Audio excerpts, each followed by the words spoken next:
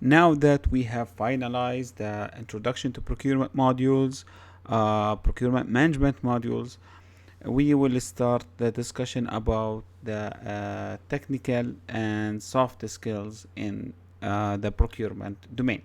So we will start with the negotiation skills.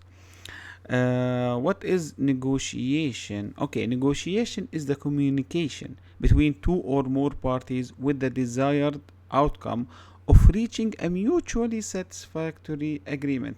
So it's communication. It's not arguing. It's not fighting. It's not this is what's mine, it's mine. What's yours is negotiable. No, it has to be mutually agreed between parties on whatever they are negotiating over. So this is one of the main skill, soft skill, that you as a procurement professional you should master. The more that you negotiate with suppliers, the more you harness your skill in negotiating. You will learn all the techniques of negotiating.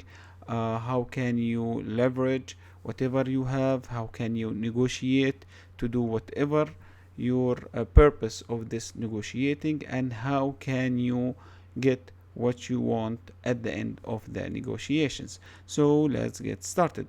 Thank you for watching, and I'll see you in the next section.